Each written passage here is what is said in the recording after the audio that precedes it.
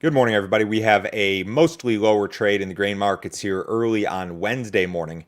It is 6:30 a.m. Central Time. March corn futures down 2 1/4 at 463 and 3/4. March soybeans down 7 cents at 12.89. March Chicago wheat down 1 3/4 at 616 and 3/4. March Kansas City wheat down 2.5 cents at 582 and a half. March spring wheat is up a quarter cent at 580 and 3/4. The Argentina labor strike is over. A deal between soybean crushers and oilseed workers was signed yesterday after our U.S. markets had closed. The strike lasted 20 days in total. It resulted in the delay of more than 160 vessels that will ultimately be loaded with ag products, soybean meal, corn. The deal followed a 10-hour negotiation session, supposedly, and includes a 25% salary increase from January through August for these workers. Further increases after that time will be determined by the inflation rate. So you'll probably hear a lot about that story here this morning. Some may argue that it's responsible for the weakness in the soybean market.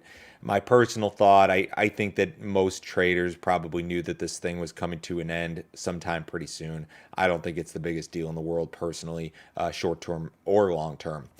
Fund length in the corn market is larger potentially right now than it was at any point in 2012. At yesterday's close, it's estimated that funds were net long 332,000 contracts of corn. The fund length, the peak in fund length in 2012 during the drought was about 323. If you look at the CFTC data, I'm actually going to throw this chart on my screen here.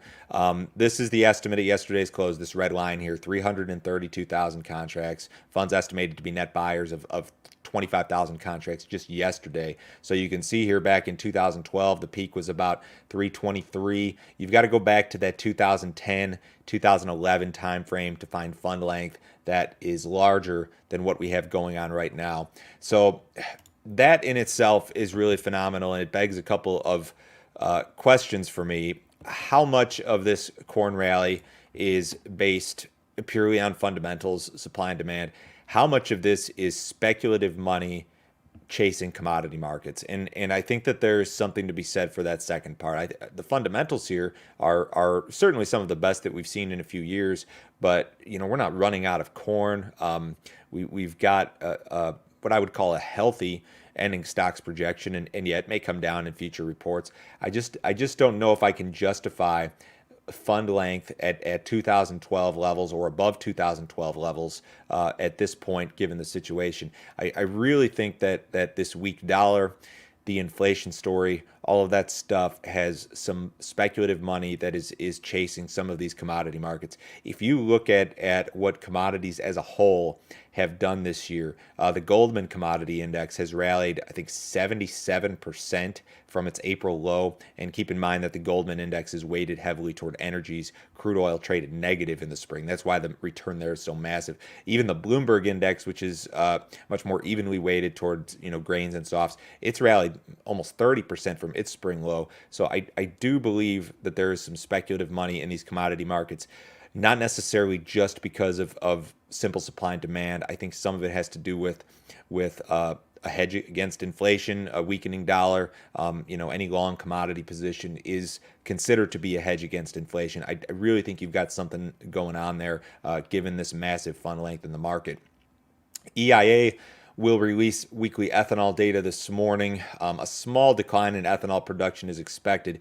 Traders expect a number near 966,000 barrels per day. That'd be down from 976 last week. Another build in stocks is expected, and this is maybe the big thing here. Traders expect ethanol stocks near 23.6 million. That would be up from 23.16 last week.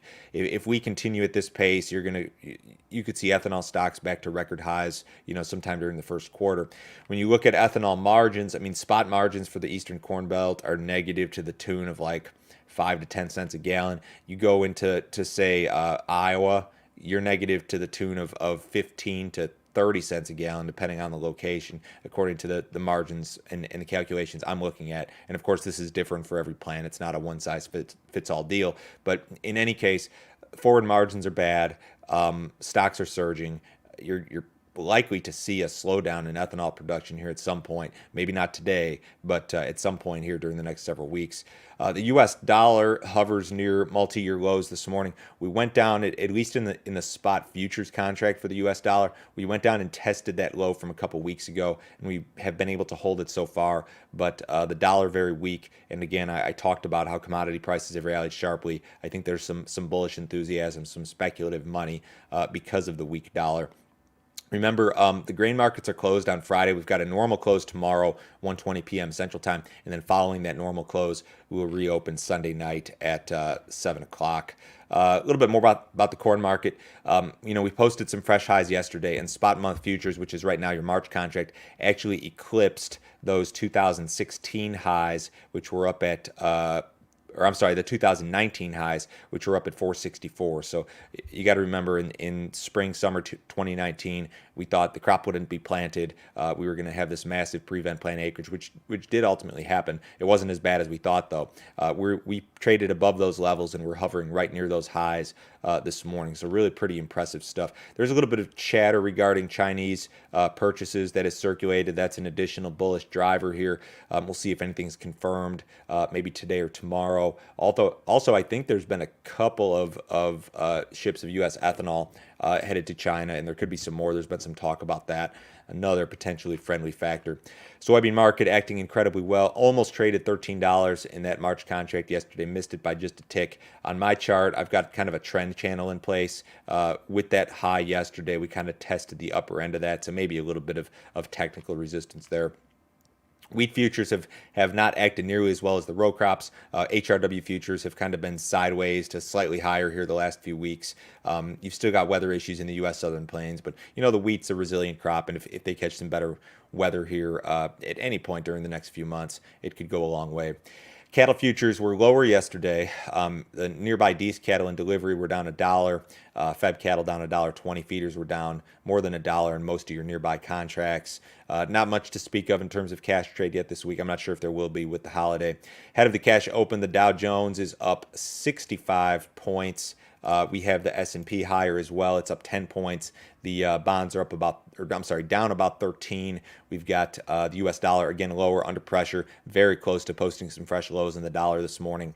The February WTI crude oil up 37 cents at 48.37.